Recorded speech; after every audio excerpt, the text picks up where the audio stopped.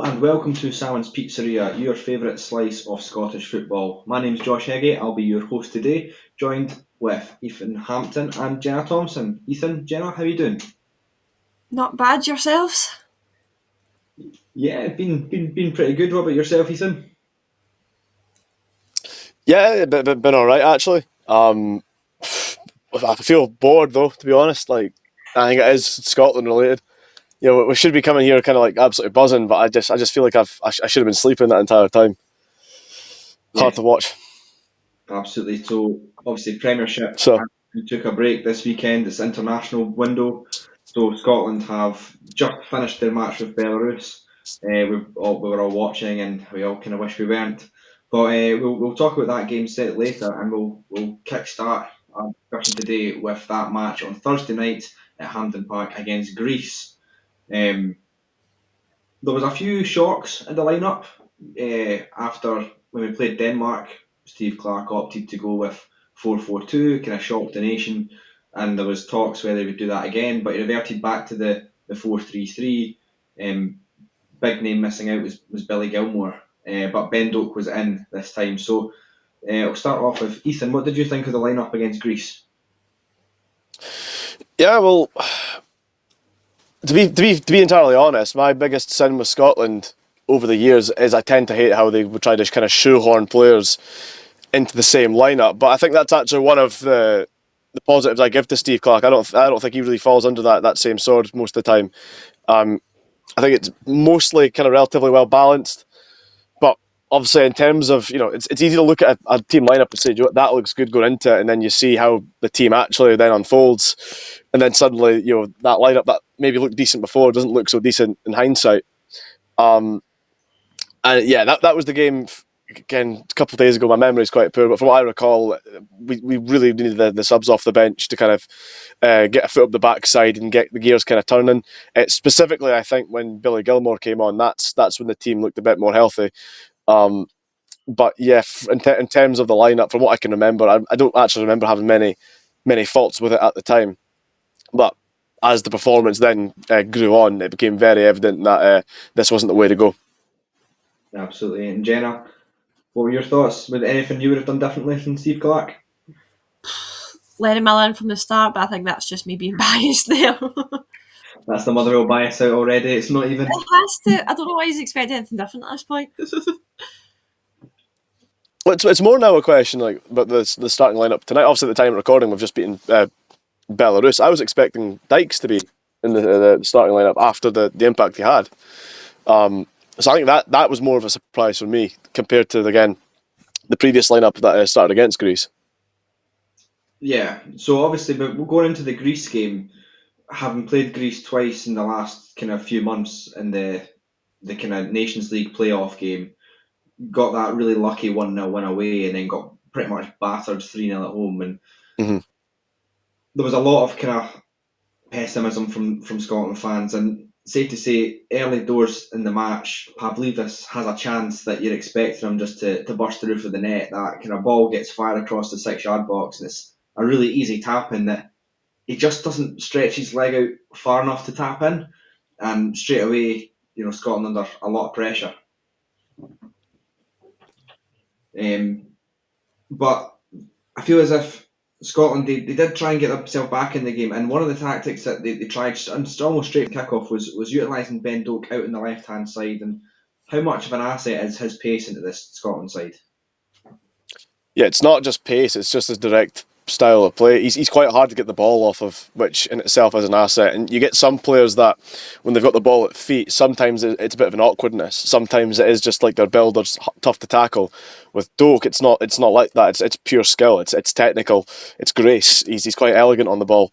Very lovely with the foot shuffles. So just when you have a player he knows how to hold on to the ball. He knows how to run at you. He knows how to get past the man. He can glide through them. Yeah, that's always going to be an asset for not just a Scotland team, but for any team. Us in particular, obviously, we have the famous quotes before about Strachan saying that genetics lets us down. But I quite like the look of this team in terms of its physicality. We've got a lot of targets to aim for. in open play and set pieces. So, you've got someone that can carry the ball, you can go direct, and you can whip balls in the box for the likes of a Scott McTominay, for the likes of a Lyndon Dykes, for the likes of so on and so forth. It's going to end up, I think, it's not really going to be an underground opinion to say that he's going to end up becoming the best player in that Scotland team before too long. But I think we're in a quite a good position now where we've got players playing at a top level more across the board. I remember at one time we used to all say like, Scotland's two best players like share the same position. What's going on here? Whereas now I look at that team and McTominay's, Gilmore's, McGinn's, Doak now coming onto the scene. It's looking a lot more healthier, a lot more broader, and hopefully that'll hold us in good stead if we can get all the way through. Hopefully get this World Cup in America, Mexico, Canada, and that Ben Doak's the kind of player that he's only going to get better. He's only going to mature from this point onward, and it's not like it's not uncharacteristic for Scotland to be putting young boys like him under a lot of pressure early on, but he seems to be that he's capable of the step up and kind of relishing it, whereas maybe previous prospects would maybe go hiding a little bit. But no, I like Doak. There's a lot to like about him, and he looks like he's got his head firmly screwed on his shoulders. Yeah, definitely makes an impact whenever he wears the jersey. And Jenna, when Ben Doak first came in, Ben Gannon Doak now. Yeah. Always keeping on my toes. Gannon Doak, when he first came into the Scotland setup, kind of came off the bench, impact player, normally played on the right. Clarke, the last kind of few games, has started him on the left-hand side, trying to get him to cut in, get some shots away. Do you have a preference on where you like to see Gannon Doak play? Would you rather him on the right, getting to the byline, pulling balls back across, or would you rather him try and cut inside and get shots away? I think it depends who he's playing with, to be honest. Like, obviously, the past couple of games, he has been in from the start, but as you said yourself, he did kind of start off as an impact player you sub on. I think it just depends who he's playing with, to be honest. Past couple of games, I've been happy with him, with the way he's been playing on the left, but I think you just can't take that from a game-by-game basis, especially with who's in the squad with him, and more importantly, who they're playing against, because, well, you know yourselves, you can't just copy and paste things, because that's something that Scotland's done quite a lot, and it's something I'm critical of them for, because it seems as though sometimes they just try to think, that's what, let's just automatically do that again without fully looking at the bigger picture. There might be some games where he's called upon to be better on the bench, as weird as that will sound, because there's bound to be matchups against fullbacks where that'll be proper top level that maybe you might be outmatched to begin with, and you might need someone like I don't know why he's the first name that comes to my head, because I think he tends to play deeper in midfield now, but someone like a Ryan Christie, maybe just run at them, get them tired up a little bit, and then you bring on Doak against tired legs to have a go at them. Yeah, it's got to be a bit more of I would agree with Jenna, game by game basis. Just see what you're up against, match it all up. Don't try and rinse repeat the same thing every single game. I think that's a very good point you both make, especially with Gannon Doak being so young as well. Having him to if there's a game that's been a bit stuffy, probably against the likes of a better side in Scotland, to bring on Doak to make that impact rather than rely on maybe a lesser player to come in and replace Doak. That's certainly something that Steve Clarke can have in his arsenal. But going from an up and coming talent like Doak to a player that is yet to play a club minute this season, Angus Gunn, in goals. There was some criticism about the goalkeeper selections, none of them playing regularly at the moment. But Angus Gunn certainly in that first half against Greece made a lot of, you would say, routine saves, but he looked confident. Yeah, I'll be honest, I'm one of those critics. I hate to see players get in the squad that aren't playing week in, week out, and I've been pretty vocal in the goalkeeping situation, but Angus Gunn, I kind of make an exception for because what he's up against. So, okay, he's in the English Premier League, and the keeper he's behind was on the it's like the Ballon d'Or for keeper awards. He finished like quite high up, like sixth or something. Sells at Forest as a top keeper. So if that's what you're competing against, that's kind of like fair enough. You're still training with high end Premier League players, top end squad, very competitive level. And if it takes a keeper that's arguably within the kind of maybe not necessarily a world class goalkeeper, but not far away from that category, then yeah, this is the Scotland national team. I don't know the last time I've ever had a world class keeper. Never mind one that can push a world class have a class keeper of that standard. So yeah, Gunn, I have no problem with him being in the squad, but it's more about the overall essence of the squad. We need guys playing in, week out. Not a fan of is it not all three keepers don't play. Am I right in saying is it Liam Kelly and Craig who's the third? chosen this time. Craig. But Yeah. both Gordon and Xander Clarke both out the picture at the moment at Hearts. So is there anyone you feel was unlucky to miss out, Jenna, from the goalkeeping department? I don't know, someone that maybe plays, week in, week out at a certain club in Scotland. Definitely not hinting towards the Falkirk keeper at all, there, were you, Josh? But honestly, the goalkeeping thing with Scotland, it's a bit of a tricky one because, well, as we were saying, like, there's hardly anybody with an actual Scottish nationality getting a game and goals at the moment. It was different a couple of years ago. Apart from the Falkirk keeper, right, there isn't a lot. And even then, right, no disrespect, Josh, right, I'm saying this now, but if you're lying on a keeper that's just came up from the Championship, like, if we did pick him, I think there would be a lot of people going, seriously? And I don't mean that in a bad way, obviously. If anything, I don't see it wrong with that as like a third or fourth choice if worst came to worst. But I mean, as you said, Craig Gordon doesn't get a chance at Hearts anymore. What's his face? Xander Clarke, he doesn't anymore. Liam Kelly at Rangers, again, he doesn't get a chance at goal anymore. So you're kind of by default left with Angus Gunn, and as you say, like, he doesn't play, but he's like fighting for his own place at his own club because of who their main choice keeper is. That's not his fault. Kelly, I was going to say he could potentially make that argument, but I'm not going to say my feelings on Butland or that. This isn't a podcast for that one, and that would probably make a lot of people start wars in the comments of who actually deserves to be the Rangers keeper there now. And I don't really fancy my boyfriend sitting behind me to start throwing just at me. But just, it's a hard one. If you're Steve Clarke, you kind of have to pick Angus Gunn. But we should never have been in that position in the first place where we are scraping the barrel going, right, who's like great granddad's dog walker, maybe visiting Scotland once in hopes that they can put on a pair of goalie gloves. Like, honestly, it's just no great. Listen, you're talking to an old school certified Scott Bain stan. I used to be the original Scott Bain fanboy. I had YouTube videos on the guy and everything way back in the day when he was playing for Dundee, and he was a superb keeper for us. And I remember saying at the time that there was going to become a vacuum with the goalkeeping situation at Scotland because our goalkeepers were David Marshall, Alan McGregor, Craig Gordon is still amazingly going around. But you looked at it at the time thinking they're all reaching the retirement age. We need someone young, up and coming, to take this position for the foreseeable future. And I thought everyone thought it was going to be Scott Bain. That was going to be his role to take. And obviously, what happens. He goes to Celtic. He did end up getting a call up initially. It doesn't quite work out because he thinks he's much bigger than he is. And technically as well, it's quite a funny thing. He was technically a Dundee player when he made his Scotland debut because he signed a pre-contract with Celtic and he had the Scotland call up against Mexico before his Dundee contract had technically run out, and he was also on loan at Celtic. So although he was deemed the Celtic keeper, on a technicality, he's our last capped player in the first team, which is like vastly underreported. But it's a little fun fact there. But I expected him to kind of shoot up and take that spot at the time, but the thing is, if I'm picking that squad, he gets my squad now on the basis that he's playing every week in the Premiership and playing very well, may I add. I think when Falkirk got that result with Tawdry, from what I'd seen, he had a superb game. And, he's a keeper that's he's a good shot stopper, he's good with his feet, he's quite good all-rounded. And that's what I mean. Like, I was speaking to these scouts yesterday, and I said to them, the older gentlemen, and I said, you don't remember the days back when players used to actually look to push out to play elsewhere.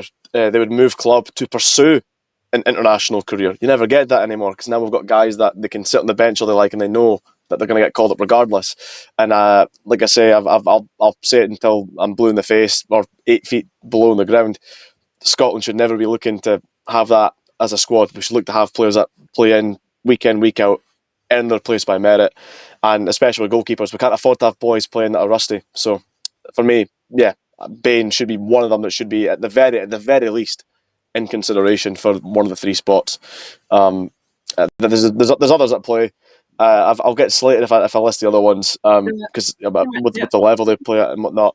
Well, I don't think I wouldn't say John McCracken deserves it based on his form, but you can say he's playing Premiership level. He plays week in, week out. There's the boy Craig.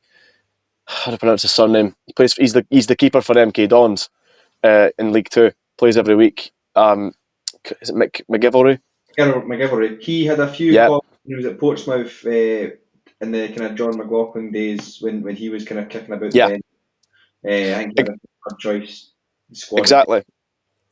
So it's not the most glamorous level, but again, if you want to go that route, it sends a shockwave to everyone else. Suddenly the keepers that are sitting on the bench or the players that are sitting on the bench say, well, I've just simply got to pursue a move, get back in the international team. And that would benefit everyone. Benefits everyone, I think. But yeah, that's where we're at just now.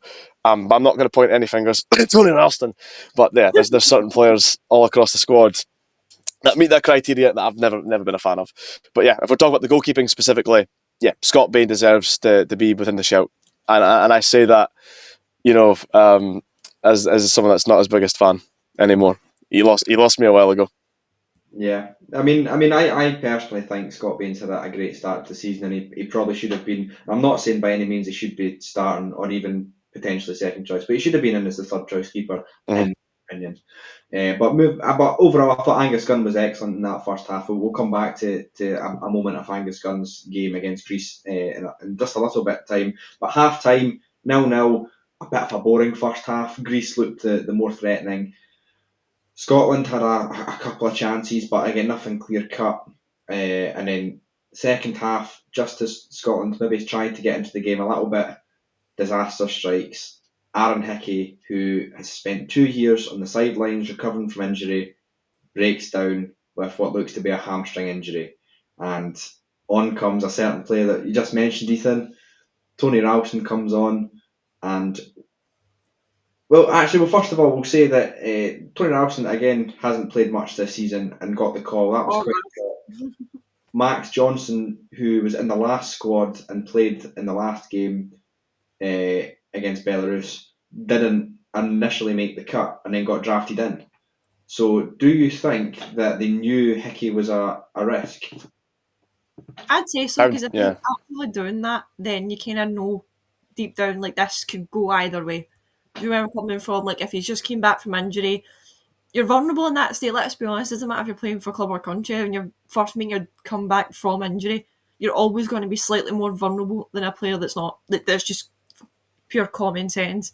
I'm not against what they've done with Max Johnson with that, because I'd be a pure hypocrite if I sat and said, no, I don't think it's fair.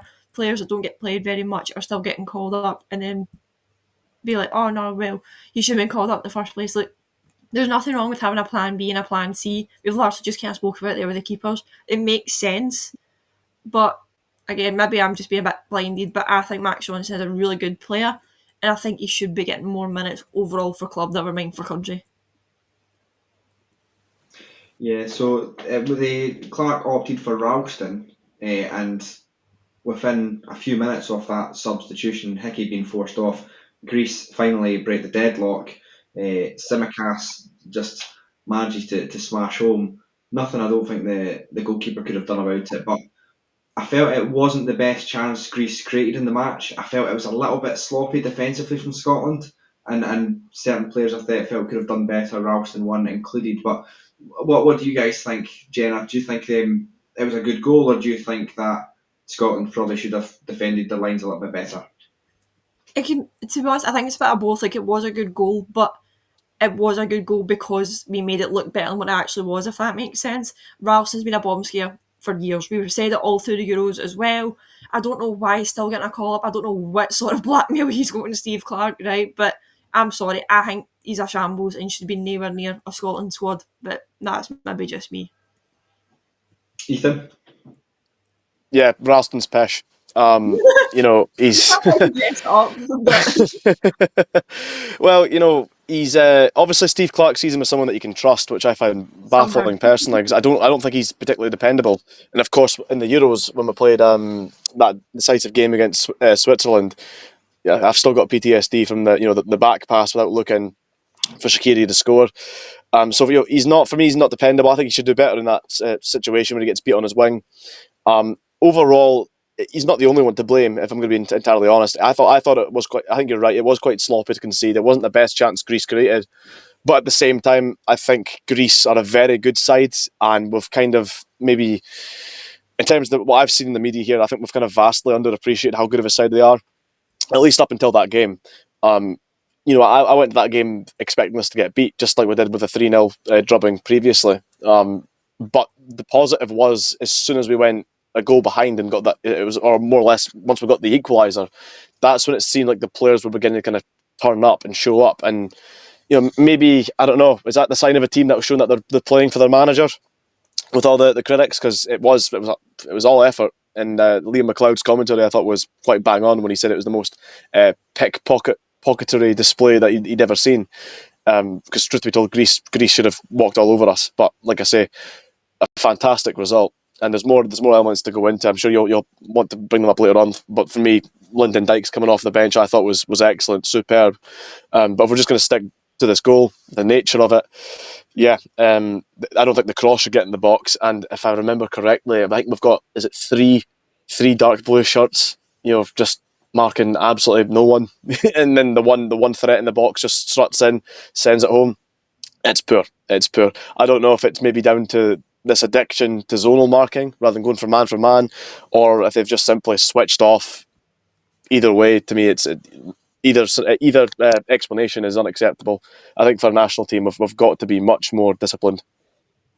Yeah, I think you hit the nail on the head there. There's just too many individual kind of collapses of concentration in that moment.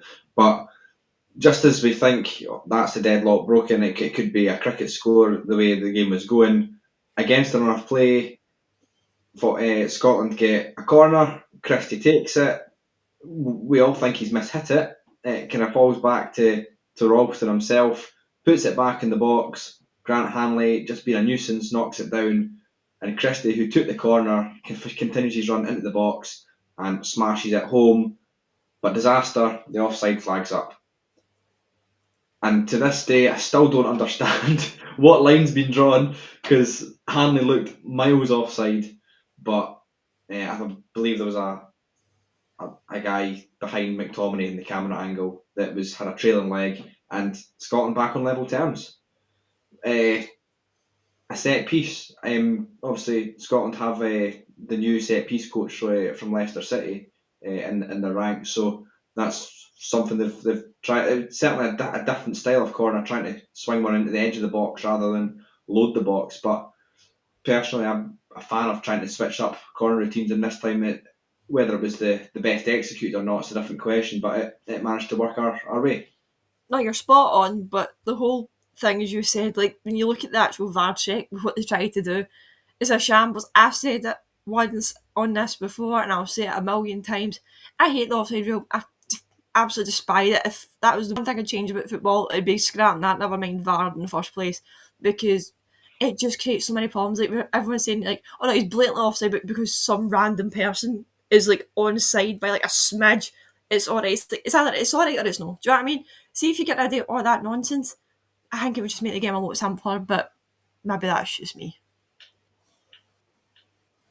Well, when I watched it, I was amazed that Ryan Christie actually kept it down. Normally, he likes to balloon it well over the bar, doesn't he? But I was really in Greece as well, to be fair.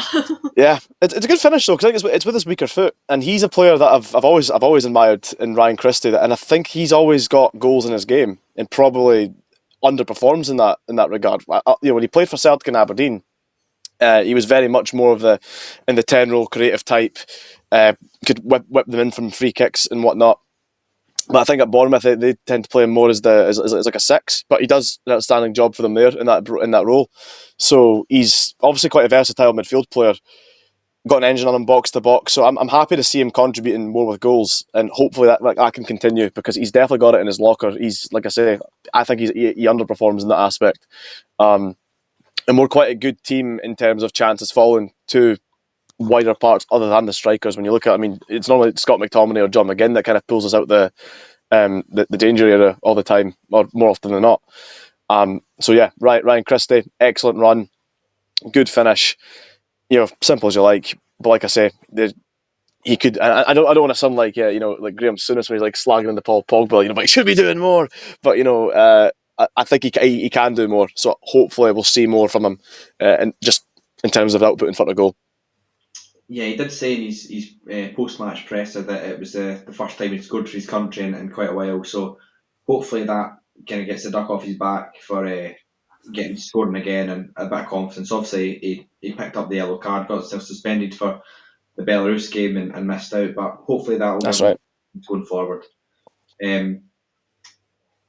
We're now going to so Scotland get back on level terms, and as you say, Ethan, that almost kind of G'd the team up a little bit. A little bit of belief came back, and the changes were made. Dykes came on, had a great impact. I thought Shea Adams, he had a shot that deflected wide, but other than that, he did a lot of running. Didn't get maybe the best of service, but I thought, as you said, Dykes came on, made a big impact, and Scotland kept pushing. Lewis Ferguson getting on the end of a kind of high floated in ball from another set piece. Robertson swinging one in, and I have to say it was again another finish that you've seen them balloon over the bar so many times.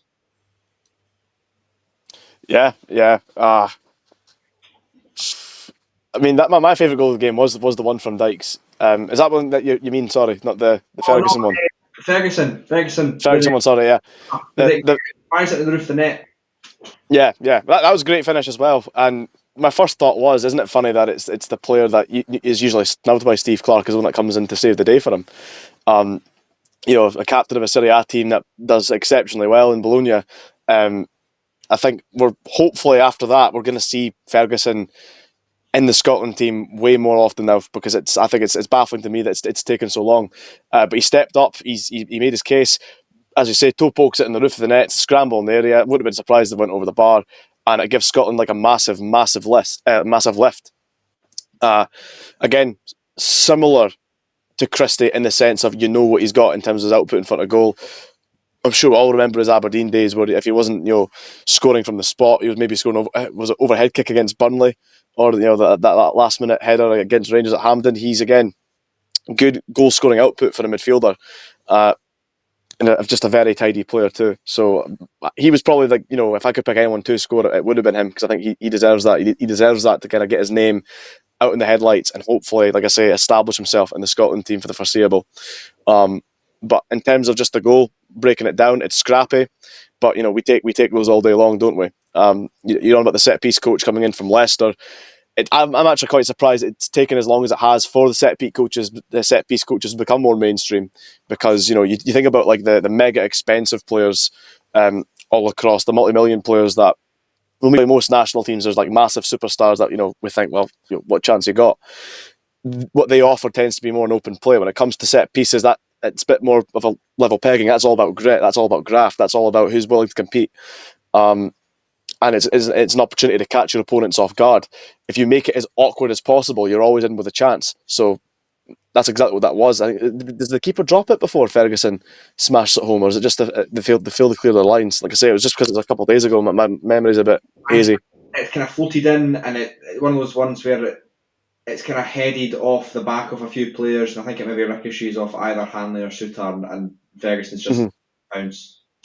Well, regardless, it still kind of falls into what I say. They made it as awkward as possible for Greece to clear the lines, and there you go. There's a half chance, and it's stuck in the back of the net. So, it's not necessarily a clear-cut chance, but again, we've got the facilities to make things awkward, and with that, there's a half chance in this level is. It's thin margins. That's all you need sometimes. If Dykes goes on to take the pressure off later on, but at that point in time, that looked like to be the moment that was going to win us the game. And didn't really matter anyway in that sense. If Dykes didn't score, and I would still win the game 2-1. So it gives us the lift that we need. And you can see all these elements coming into fruition, making things awkward, set piece play, and the one boy I want to score the most gets the goal. So I was very happy with that. And then 2-1 Scotland turn around, and then just as we approached kind of added time, Greece come through, cut inside from the right on the left foot, bends a shot, looks like it's going at the top drawer, and a big hand from Angus Gunn comes across to tip it over the bar. Jenna, how impactful was that save? Oh, it's a completely kept us in the game, let's be honest, because I could have easily went to 2 each with that one, but it is what it is. Do you know what I mean? Like, my memory again of the Greece one is a bit hazy. I'm the same as Ethan. It's been a couple of days now. I've just watched that one, and I've also had a raging migraine all day, so apologies. But Angus Gunn, he has kept us in a lot of games, let's be honest. As much as I know his appointment at first was a bit controversial because the comments he'd made slating Scotland, things like that, I'm still undetermined my opinion of him and how I feel about him playing for Scotland, but it's kept us in it. Do you know what I mean? Like, don't get me wrong. Obviously, 3-1 winning it is brilliant, but even if we see before kick off, if you went a draw against Greece, you'd take it, especially at home. Yeah, absolutely. And Ethan, you've been wanting to talk about it all night, so just talk us through the Dykes goal. Oh, the first thing I just wanted to say was, we got to give Angus Gunn his flowers first and foremost, because the game was so end to end that way. One big chance, one end. Scotland go up there and score.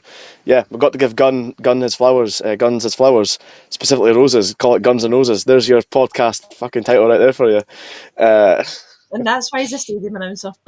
Yeah, yeah. I was trying to think of any song titles I could nip in as well, but nothing really except "Welcome to the Jungle" is the only thing coming to mind. I can't really think of how that would work.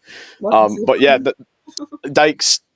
I love Lyndon Dykes when he plays for Scotland, and again, it's that same element. He's just an awkward player to defend against. Puts defenders under pressure. And I would love to see an experiment if we could have him and Kieran Bowie up front together and just completely shithouse other teams and see how far we can take that. But in this case, he presses the full way. Even when it looks like the keeper's got an easy catch to make, he gambles. That's the instinct of a good striker. He gambles. Luckily, the keeper has made an absolute arse of it. So then Dykes is then, he thinks it's Christmas. It's an open goal. But in saying that, it's actually still a very good finish because it's still a tight angle and there's a defender running across the line. So there is pressure to take it and to take it quickly. And yeah, just fucking blast it in the roof of the net. I think most players in that Scotland team would tend to just kind of like roll it in. But no, this is kind of like those videos you see that go viral every couple of months on Twitter where it's like, why did Suarez have to put that in the top bin? why did Dykes have to just absolutely smash that one home through the roof? Because but regardless, exactly, because he can, and he did. It can. Yeah. So that was my goal tonight. Not just for like the hilarity purpose, but again, that's like he's for me, Dykes is the epitome of hard work that beats talent. Because I think he is talented as well. I think he's better technically, he gets the credit for, but that comes from graft. That comes from the gambling. That comes from the press. He gets his chance, takes it away, and there you go. The pressure's off. We know at that point we've got the points secured in the bag. And again, like I say, it all comes back to that save from Angus Gunn. If that goal goes in, I don't think we blame the keeper at all. It's 2-2. I don't think the run of play then goes in our favour to get that chance on the other end. So where one deserves praise, they both deserve praise, because that's a team. That's a team win where you can praise from the number 1 shirt all the way down to the number 9. So absolutely, we take those every day of the week. Absolutely. And just a message to Lyndon Dykes: stop messing about your hair. Stick with the skinhead. Skinhead Dykes always turns up for Scotland, so just keep it there, Baldy. But no, a really good kind of result. I'm not going to say good performance, because I think Ethan, you mentioned it earlier, very much kind of smash and grab, pick the pockets, but we don't care. We get 3 points. And that set us up nicely for tonight's game against Belarus, where they had just been pumped 6-0 off Denmark. A great chance for Scotland to go take the high off the result against Greece. Hopefully take as many goals off them as we can. And things didn't start the best. A lot of shocks for the lineup for this one as well. The likes of Kenny McLean starting, and Adams keeping his starting place instead of Dykes. And the centre half pairing, Hendry and McKenna, coming in to replace Hanley and Suter. Jenna, do you have any complaints about the changes that Clarke made?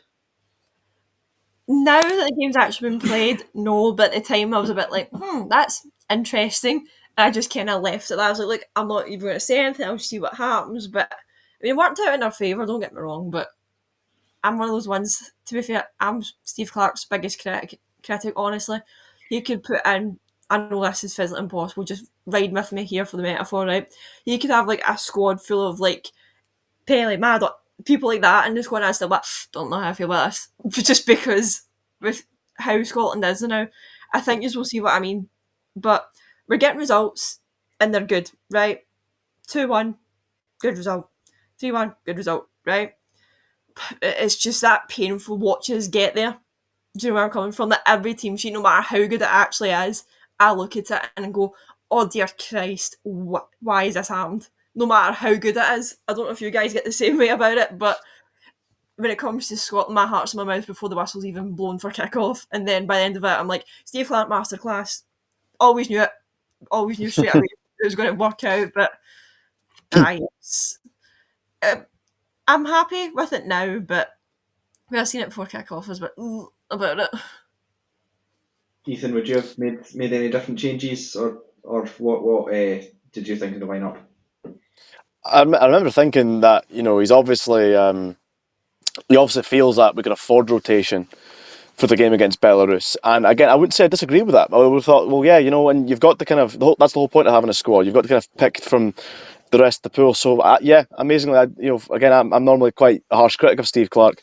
I didn't have too much of a problem with this, and I felt in terms of how it worked out in the game, whilst it was a hard watch, I still felt we had enough control, and it never really felt like Belarus were going to trouble us all that much. The big question was, can we just get that second cushion goal before we inevitably allow ourselves to get shot in the foot and concede to go to 1-1 and make it such a drag?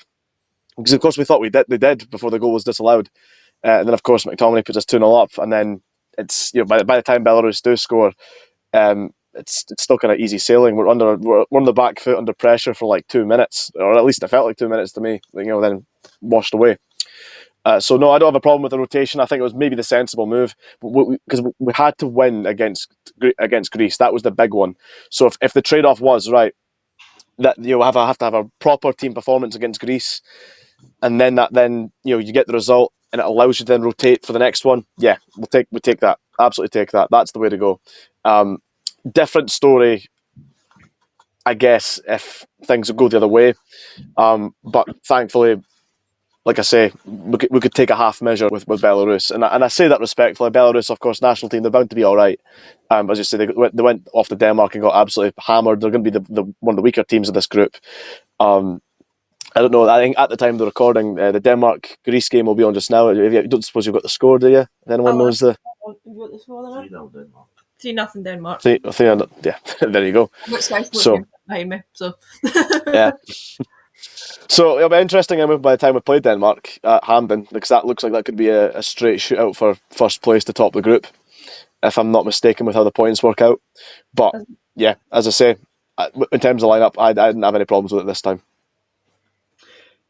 Me personally, I felt Lennon Miller would have been the better shout at that rather than Kenny McLean. But in a similar camp to Tony Ralston, and I don't know what Ken McLean has on Steve Clarke to continue getting starts. I think he's the type of player you can shove on with 10 minutes to go when you're 1-0 up and try and see out a game. I don't think he's a player to start. I agree with the rotations of the centre halves. You don't want them picking up a booking and having them potentially risk getting another booking in Greece and missing the Denmark game. They're also better ball players. Hendry and McKenna are better ball players than Hanley and Suter. So I could see in a game where you're statistically meant to dominate possession to two of those centre halves. But it wasn't Scotland dominating possession in the opening exchanges, it was Belarus putting Scotland under immense pressure. And in the early opening 10 minutes, I thought Belarus were the much better side, and that just really gave me the fear. And in a similar way to you, Jenna, where nothing's ever easy with Scotland, and it certainly wasn't an easy first half. But the goal did come. Shea Adams, again, loves playing these bottom tier teams in groups. And Ethan, do you want to talk us through the Shea Adams goal? Yeah, it's individual brilliance. I think the first touch to kind of keep it up past the defender before finishing it on his left. It's a lovely finish. Always onside, by the way. That VAR check was way too long. We saw that it was onside in a matter of seconds, and yeah, so that kind of boiled my piss a little bit. But in terms of the way he takes control to then finish, that's superb, and that's kind of what I like to see in a Scotland team, if we could be a bit more rigid and allow our players in the final third to be a bit more expressive. That's a proper expressive striker's goal. He takes it ever so well, and I think it's the only thing he took well from that point. I think from then on, it's then like he scores the handball or something, and then there's a bit of a drag for the penalty claim earlier on, which is also handball related. But you've got to give him credit. That was a very, very nice goal. I don't know what his record will look like now for Scotland, Shea Adams, but is he the main? He must be the main goal scorer amongst the current crop of strikers. So I think it's quite important that he can get more goals behind his name. I get the feeling his numbers might be a bit underwhelming, but I'm just saying that purely based like from the top of my head. I could be entirely wrong. I think Dykes and Adams are both on 10 now. Yeah. I think, however, I read a great stat that Dykes' goals have either been an equaliser or to put us in front of been no kind of consolation goals. Mm-hmm. It's either been to kind of put us further in front or to get us back on level terms, and Adams has had a few kind of consolation goals, I believe. But I think both are great options to have. Both have kind of been reliable, and Adams getting the goal kind of giving the trust back to Steve Clarke for choosing to stick with him from the start. But another, I would say, Scotland's best player in the first half, Ben Doak again, playing on the right hand side this time, opting being moved back to the right, and Jenna, you spoke about it earlier. Some of his first touch, his turns, and his burst of pace just takes your breath away at times. Absolutely, he's one of the most exciting players in that squad. Like, I'll plead my own ignorance here. I'd never heard of the boy until he started playing for Scotland. I never even knew who he was, and seeing him playing for Scotland, I'm always blown away because of how good he actually is. We do have quite a lot of people coming through the squad now, especially on the younger side of things, that are really good. It's like Ben Doak, Lewis Ferguson. I know he's not broke through yet, but give it time. But Lennon Miller, like players like that, Billy Gill, I know he's not as like new at the squad now because obviously it was like really right like 2021. Billy Gilmore really kind of started playing for Scotland, but we are in safe hands going forward. I just wish it didn't take so long for these players to get their first call ups in their first minutes, because you know yourselves, we're talking about like Max Johnson, Lennon Miller, players like that, Ben Doak. It took them quite a long time to actually get minutes for Scotland. It's one thing getting a call up through merit, but not getting played, so you could just kind of feel like a background character, so to speak. But we need to get these boys playing more. I'm so glad Ben Doak is, because he's absolutely phenomenal. He deserves to be in that squad. Yeah, absolutely spot on. Half time, 1-0 up. Looks to be fairly comfortable. Obviously, Belarus had a few chances, put us in a little bit of pressure at times, but I think after the goal, Scotland looked almost in cruise control. In the second half, McGinn and McTominay get a couple of strikes from distance. John McGinn, Ethan, we'll come to you. Do you think McGinn, there was calls for him during the Nations League to almost get dropped, not playing his best performances in a Scotland jersey? Do you think the last few games McGinn's looked a little bit more like himself? Yeah, well, like I say, he's probably our most dependable, reliable player alongside McTominay. Even if he's having a bad game, he's still one that you look to kind of pull you out the danger areas. So for me, he's got to be one of those bona fide players that kind of plays regardless. And we all know his qualities. He's one of those as well that even on a bad day, if we're having a poor haramball day at the office, but we're still 1-0 up trying to see it out, you just need John McGinn to hit the byline and just stick his arse out, and then that buys us a couple of minutes on the ball. But you're right, he's picked up a little bit now, but I don't know if that comes down to him or if it maybe just comes down to a bit about the setup. But like I say, it's with someone like John McGinn. He's got credit in the bank, is kind of what I'm getting to say. Even we can afford to let him have a poor run and just back him to kind of get back to his normal ways, because we know that on his more often than not, he's one of our best players, and that what comes with that is what I'm trying to say here. Like I'm trying to think of like certain words, and I keep forgetting the words I want to use, and I'm doing this kind of weaving technique to come full circle, but it's not really working here. He's just basically, John McGinn, he's Steve Clarke's man, better than Zidane, and all that nonsense. So, yeah, he's got to be in the team regardless. And if he does fall off, I think he'll catch himself eventually. It's bound to happen. He plays at a very high end level with Aston Villa. Is he Aston Villa captain as well? I want to say. Club captain, goal scorer this So season. So he's also a leader on the park too, which is invaluable. It's easy to judge things on the face of the park, what happens over the course of the 90 minutes, and I can probably link that with Kenny McLean as well. You never know what these guys are kind of adding on the training ground behind the scenes. And I can't really talk ill of him because I was at the Norway game a couple of years ago, and I fucking said out loud, "Why is he bringing on Kenny McLean and Lyndon Dykes?" And then, of course, they scored the two goals to win the game and turn it on its head. So I've promised to never. I signed my apology form. I'm never going to slander Kenny McLean again because that's the best Scotland game I've ever been a part of. But yeah, with John McGinn, he's looking like he's getting back to his best. And for me, I think Scotland will be at its best. Similar to, again, we were on about Gannon Doak earlier. That can link to what I said earlier about an expressive players in the final third with Shea Adams, Gannon Doak. That's what we need. That's what the best version of a Scotland squad looks like. A team that's overall rigid, but we've got influence in the final third. That guys that can get creative, that they can just explode with a bit of dynamism. I would love to see just McTominay in the 10 and the three behind him of McGinn, Gilmore, and Ferguson, and just try and roll with that as much as we can. If it's not obvious, I'm a big fan of experimenting things with the Scotland team. Like I say, I've always got a new experiment every second week. But yeah, listen, if they call me up, I won't say no. So there you go. But yeah, super John again. Yes, and Scotland's continue to look to build on their one goal lead, and what looked at almost it looked in slow motion. Shea Adams running and a great strength to get goal side, takes the ball into the box. A Belarus hand comes out of nowhere to take the ball off him and then size him down by the ankles. Initially, no penalty given.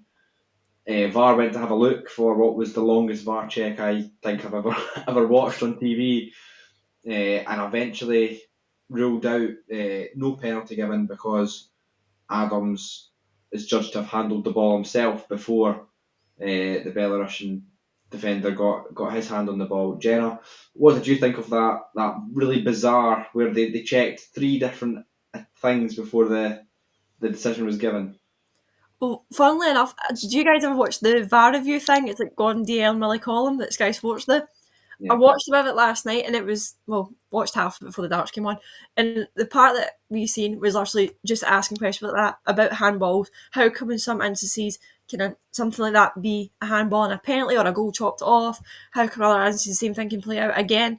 And to be honest, I think it is just down to whoever's looking into that day. I would have said personally it was a penalty just because I wanted it to be, right? But overall, I think it was. I can kind of see why they've looked at it so many times, because of this. But if you're looking for a reason not to give it, you're going to find more reasons to support your viewpoint. Do you know where I'm coming from? Whereas if you're looking like, no, that should be one, again, you're going to find more evidence for it. It's catch-22. What about you? Do you kind of see it that way, or do you think it was a blatant yes or no? When I saw it, just as soon as I saw the handball, I thought, well, yeah, that's not going to get given. So it's at least it kind of goes with what the precedent's already been set with for these kinds of calls, because what we normally complain about consistency. So at the very least, that's if you're expecting that to get given once you see it, it's like, right, okay, that's kind of fair enough then. But I agree, it shouldn't have taken that long to kind of flag up. It looks like they're finding an excuse to not let it stand. I think if he doesn't touch it with his hand, the rest of it builds up. It would be a foul, and it would have been a penalty. But like I say, I'd feel hypocritical if I'd sit here and slate the handball call, because like I say, once I saw it, it was like, yeah, that's not going to stand.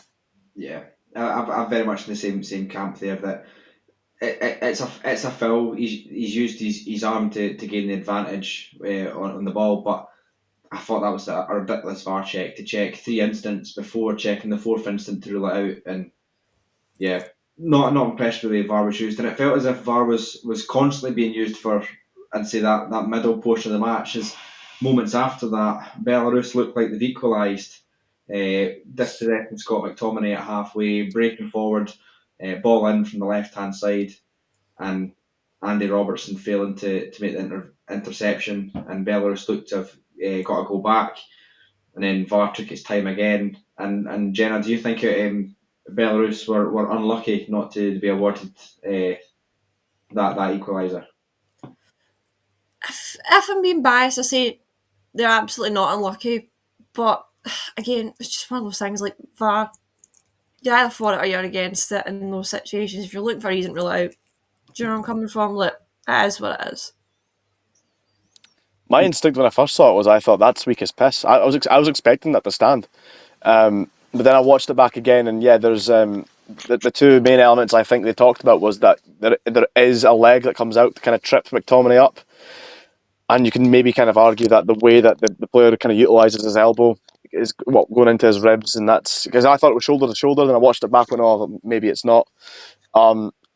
So letter of the law, yeah, you can understand why it's not a given. But I was actually quite surprised. I thought like the goal was going to stand initially, but it's lucky. It's lucky because we should have been out of sight by that point. But like I said, that was kind of the whole thing. Was I felt Scotland were in good control, but they just had to get that cushion goal earlier. And we're lucky in this case that we've not been made to suffer. But certainly there's question marks risen in general. It just happened. We're so lucky. Steve Clarke's the world's luckiest manager. That's 2 games in a row in a close vicinity where it could have went very different.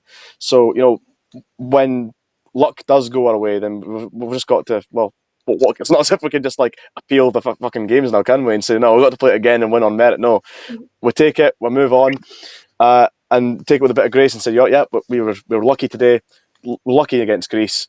Long may it continue, because we've certainly had plenty of games in the past where we've not had luck on our side. So it's nice to be on the other end of the seesaw. Lucky, dodgy decisions are great when they go for us. If it happens against us, Yeah. then we're absolutely appealing, we're bunting down the organisation till we get the result we want. But I don't know about you, like, see, like, all this, like, thinking about, like, the VAR checks and, like, oh, no, like, we were absolutely diabolical, but somehow we've pulled off a win. Or why have we not won by X amount of goals? Like, honestly, you might laugh when I say this, right? But I feel as if I'm a Celtic fan more about this than now, because, and talking about Scotland, that the performances, I don't know about yourselves, but they've just not been great overall the past 2 games. But yet we're still pulling off wins. And like this today, I expected this to be a cricket score for Scotland. I was like, if this isn't a cricket score, there's something going wrong. I'm looking for 3-0 minimum here. But again, I don't know if that's just me being entitled or not, because on paper this should have been a cricket score for us. But yet here we are saying, oh, were they lucky that their equaliser like got chopped off? And it's like, we shouldn't have to be debating that.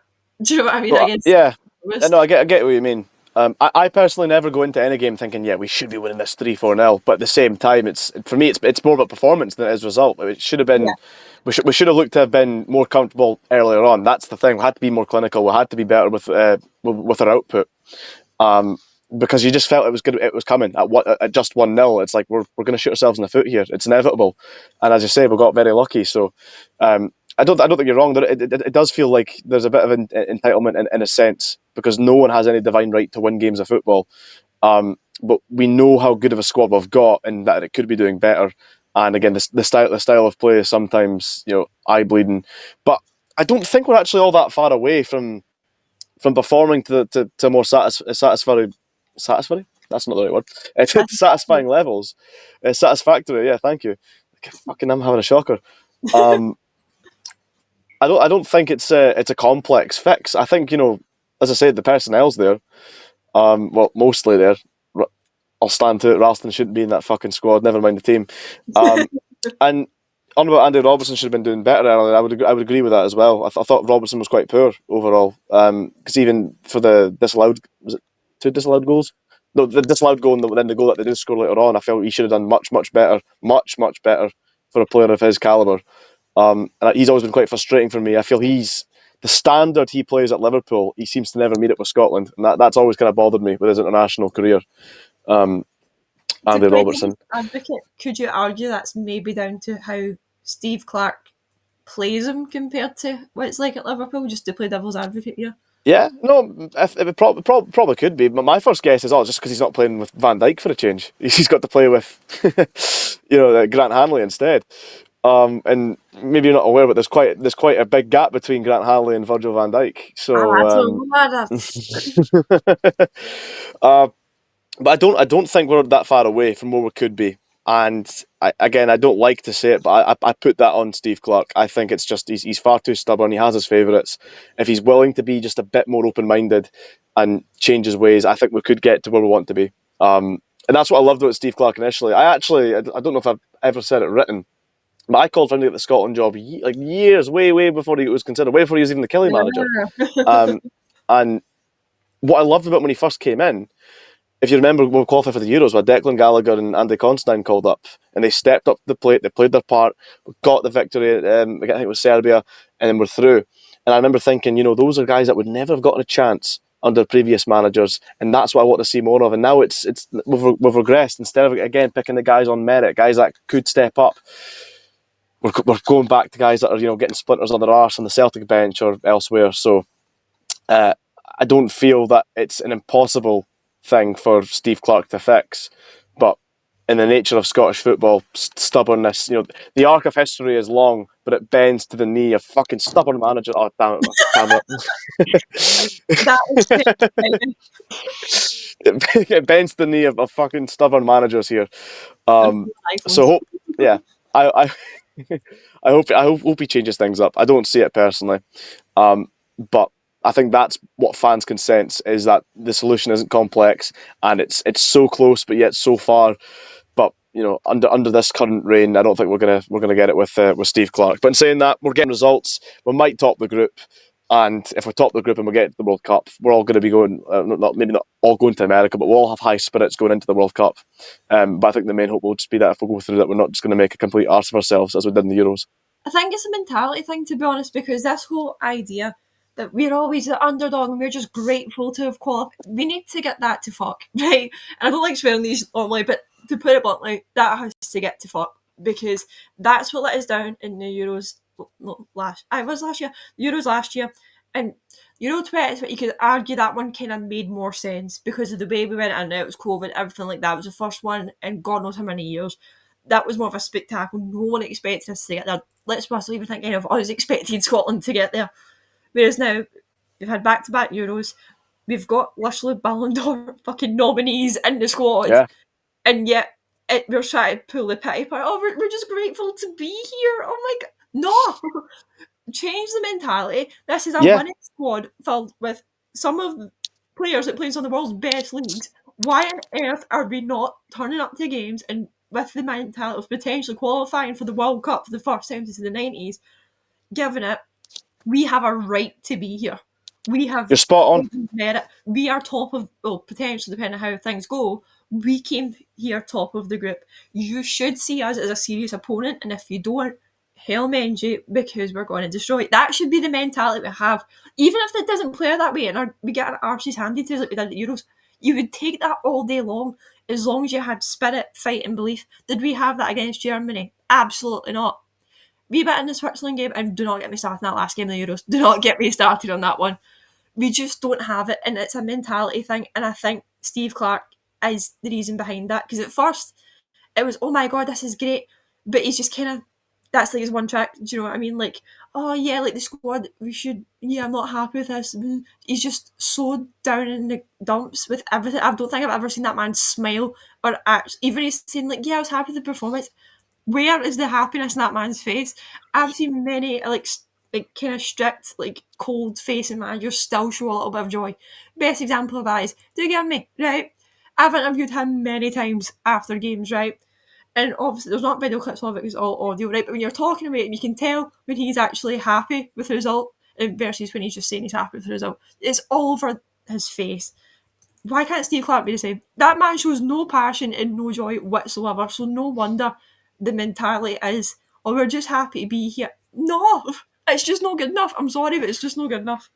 Jenna, I would follow you to the Battle of Stirling Bridge. Like, he's sitting there shouting in the background as if I think we got to take the Mel Gibson speech in Braveheart and just have Jenna's face with that exact rant on it as well, and have her on the spears and the shields getting like hyped up for it. Either that or just put it into Shane Spawn and be like, Chu's actually winning games at the World Cup. Chu's actually having a manager that believes in his own squad. Who's having that Well, belief?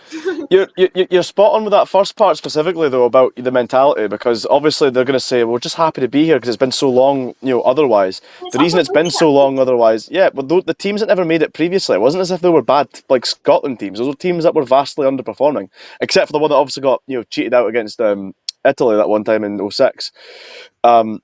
But those teams were failures. Ultimately, they were failures. They were more than good enough to get through. Specifically, the one that always hurt me the most was the one under Strachan, where we had Lee Griffiths scoring goals for fun at club level, and then he wasn't really getting a look in until his final 4 games. He obviously scores the 2 against England, scored away to was it Slovakia or Slovenia, and I think Snodgrass scored that game as well. Withdrew, that kind of binned our hopes away, and that was another case of it was stubbornness got in the way. It was changed too little, too late. And again, it's all avoidable if what's his fucking cunt punts the ball. Yeah, you can see I'm getting myself a little fizzed up here, but the point is, shouldn't just be happy to be here. The failures of the past aren't on you, but that doesn't mean that you're you get the participation trophy just because you're there. No, absolutely not. Those teams failed. You're not failures. Yeah, I would agree. It's got to be, the mentality has to switch. Absolutely. Yeah, I think these are both pretty spot on. That I feel like Scottish people in general tend to doubt themselves, and there are statistics to back that up. But the Scottish team is often seen as the underdog, and if they can just go with a bit of belief and try and feel as if they can win things, can qualify for things, and rather than it being wouldn't it be great if we did? Scotland shouldn't be third seeds in a group. I think that's a embarrassment on them to get themselves in position. They're third seeds in a group. They should be pushing for minimum second seeds. But yeah, back to the game. McTominay, who hasn't scored for Scotland in quite a while, managed to double the lead, and it was getting to that stage in the game where that almost felt as if that's it sorted now. And then you have to say it was a good strike from McTominay. Yeah, great goal. Touch finish. That's a striker's goal. I was praising Shea Adams for again the first touch before he shoots. Again, it's the same here with McTominay because he controls it in an awkward area in his abdomen before then hitting it. As soon as he can, streaks away from the keeper. Yeah, that's it. It reminded me. There was one player that reminded me of instantly, and I put it in the group chat, and I was getting a bit pelters for it. It reminded me of Danny Mullen at Dundee. He's seen him score that goal plenty of times. There's bound to be more exotic examples, but that was just the first one that came to my head. Just a great striker's finish from McTominay, and yeah, that's the exact moment where we'll get the cushion, and it was a bit more of an easy breeze sailing, but it's actually well worked before that as well, because if I remember correctly, it goes to him again on the left hand side, and he's looking to kind of eye his options, what's available. Right, nothing's on. Let's play it back. Continue to dig away at it. McTominay drops in to get involved, and then he plays it back to Robertson. It gets in the box. It's Robertson's cross. Belarus don't deal with it very well, and in a loaded, crowded box as well, mind you. So again, McTominay, he knows it's perfect instinct, because he knows that he's got to take this as soon as possible. Similar to what I said earlier about the Dykes goal against Greece, he knows he's got to take it fast. And again, the finish, it was just excellent play from McTominay. And what a Barnett, by the way, if I can say that as well. I never clocked he's kind of got like a weird, like a hybrid mullet thing going on. I'm a big fan. It gets my stamp of approval, having once made my own famous mullet in Scottish football. So yeah, Scott McTominay. That's for 2-0 up. That's about 84 minutes, was it, or 86? It was. And late in the kind of the 8 minutes mark. So yeah, seemed to have put the game beyond doubt.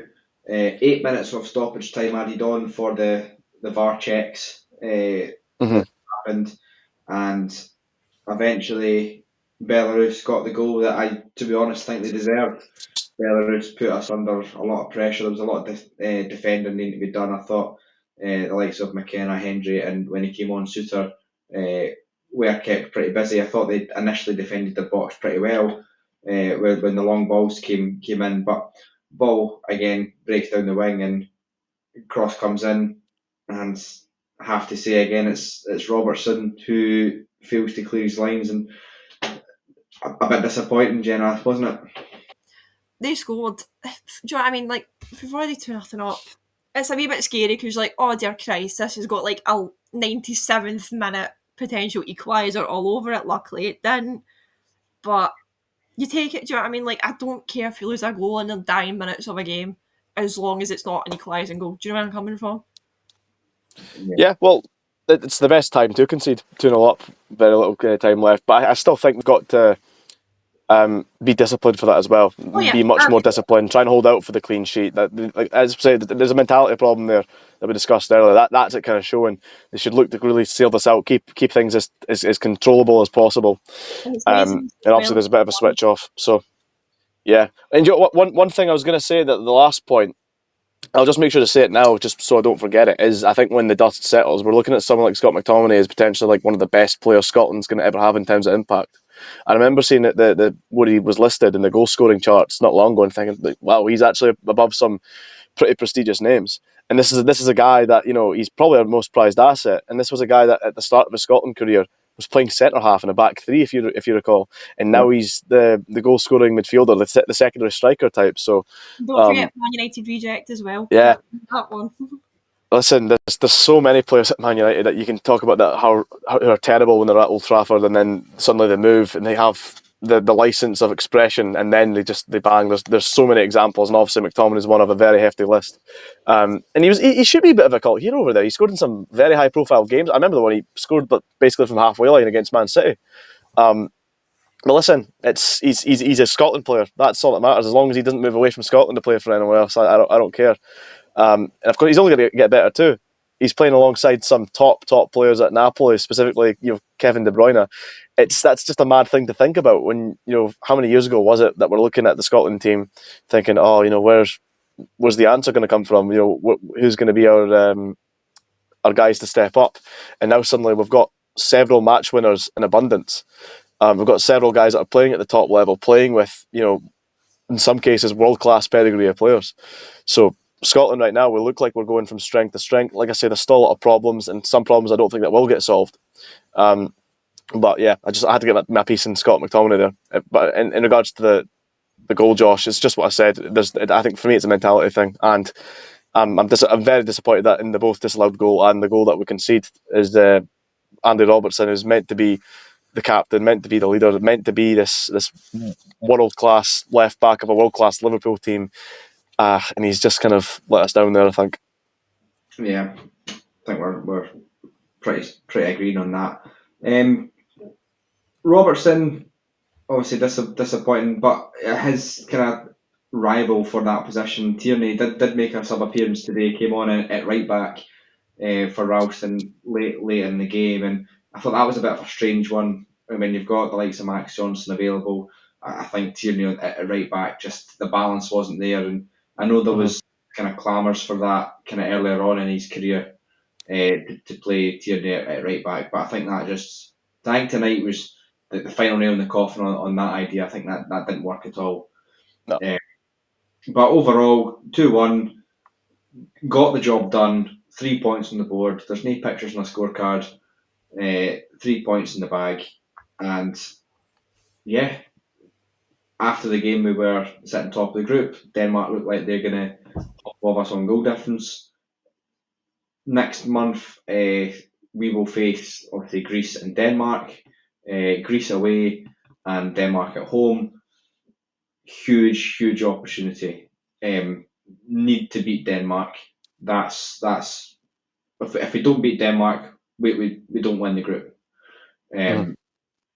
So, but at least we've got the comfort knowing that we'll get the playoff as Denmark will beat Greece tonight. I've just had to look there, and it's 3-1 now to Denmark at the time of recording. So yeah, I mean the Denmark game, that's at home. That's the big.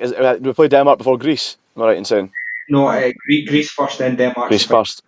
Yeah. Right. That could obviously has the potential to change the complexion of what the game will look like at the time. But yeah, you got to think it would be a straight shootout.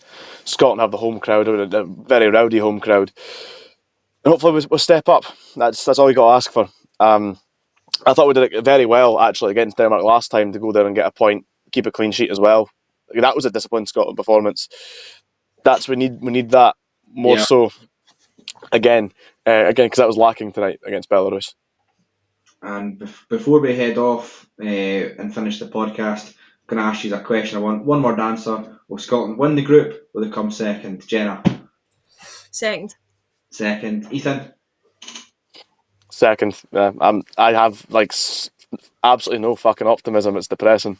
Well, I'm an optimistic guy, but with Scotland, it doesn't exist. I'm gonna play. It'll be Denmark. I'm gonna. I think so. Scotland are gonna travel to Greece. They're gonna absolutely get the draw, a really steady draw. Then we'll sneak a 1-0 against Denmark at Hampden, and Scotland will be on their way to the States. But one man can dream. Am I right?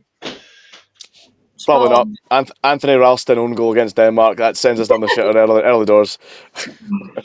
Well, that's all we have time for today. Thank you, Ethan and Jenna, for being with us today. And thank you all for listening and watching. And hopefully we'll see you next week for back to Premiership action. So, good night. Right. Stay tasty.